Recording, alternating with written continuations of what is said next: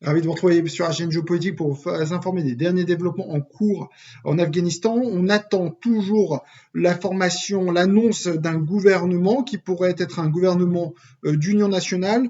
Toutefois, il y a quand même déjà des signes plutôt négatifs. Enfin, il y a en tout cas des informations négatives dans le sens où les forces du commandant Massoud fils, hein, qui donc représente une force de résistance qui est actuellement stationnée dans la région du Panjshir, a déjà annoncé que les négociations ont échoué puisqu'ils n'ont pas obtenu gain de cause, à savoir un tiers des ministères, des futurs ministères.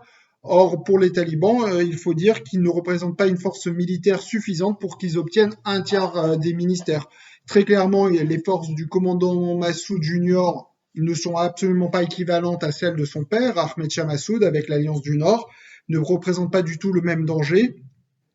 Ils ne représentent que 5% des combattants talibans, les forces de résistance du Panjshir. Donc très clairement, il sera difficile pour eux de renverser la vapeur au niveau militaire. Et donc à partir de là, les talibans n'ont pas accepté leur demande. Toutefois, on pense tout de même à ce stade qu'il y aura un gouvernement inclusif, d'autant plus que le Qatar, qui est la seule probablement pays au monde avec le Pakistan à pouvoir faire pression actuellement sur les talibans du fait de leur influence, de leur reconnaissance diplomatique, eh ben, font mettre la pression, si vous voulez, sur les talibans pour qu'il y ait un gouvernement d'union nationale qui représente un certain nombre de minorités. Mais dans le même temps, le ministre qatari des Affaires étrangères met en garde aussi contre un isolement des nouvelles autorités afghanes qui pourraient, je cite, mener à une plus grande instabilité.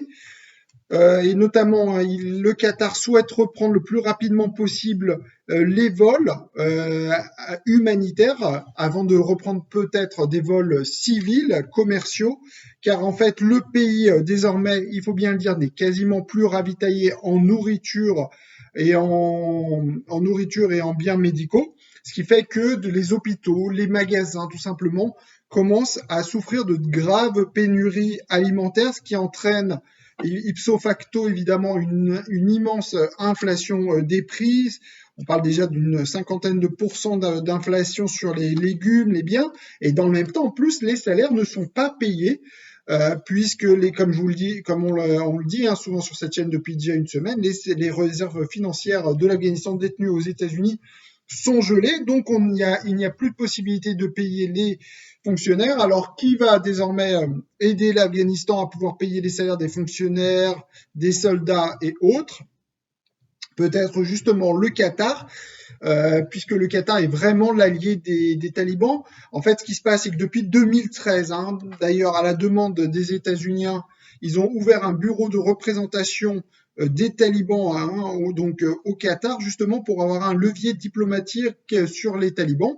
Et aujourd'hui, c'est la plaque tournante de la diplomatie mondiale actuellement. Le ministre des Affaires étrangères qatari, Mohamed bin Tani, Al-Thani, pardon, est vraiment aujourd'hui débordé. Mohamed bin Abdelrahman Al-Thani est vraiment débordé, c'est-à-dire qu'il reçoit tous les ministres des Affaires étrangères des pays occidentaux, pour ne citer que la ministre des Affaires étrangères des Pays-Bas, du Royaume-Uni, aujourd'hui Dominique Raab, et hier Heiko Maas, le ministre des Affaires étrangères allemand, sont venus, car en fait, si vous voulez, les intérêts aujourd'hui diplomatiques de chaque pays dans le monde en Afghanistan sont représentés par le Qatar.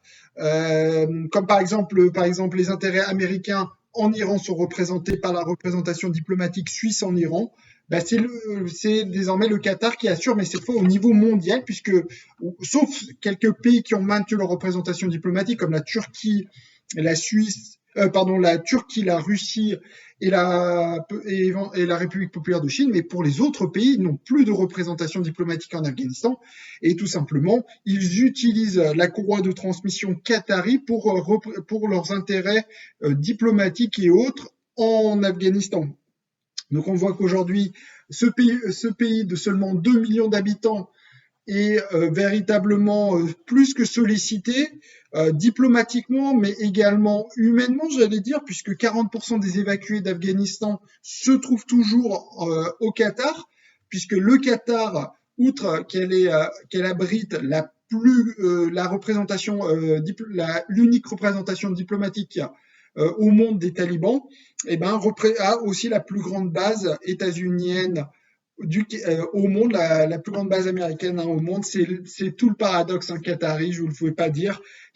Sur le même territoire, les deux ennemis jurés sont représentés côte à côte, presque on pourrait dire. Et ben, il y a à peu près 40% des évacués qui sont donc au Qatar, ce qui veut dire à peu près 45 000 personnes, puisque 114 000 personnes ont été évacuées du 14 août au 30 août.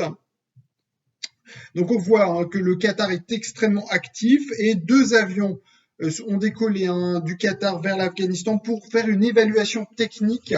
Car en fait, ce qu'il faut bien comprendre, c'est que pourquoi l'Afghanistan est désormais dans une crise humanitaire majeure, c'est qu'en fait, en quittant l'Afghanistan, les États-Unis, l'armée états-unienne a sans doute saboté, n'ayant pas peur des mots, l'aéroport de Kaboul.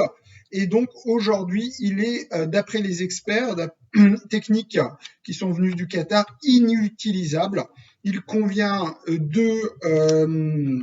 que la piste d'atterrissage soit, disons, subisse des travaux, ainsi que la tour de contrôle.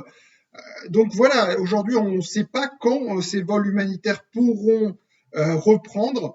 Et il y a un travail technique à faire.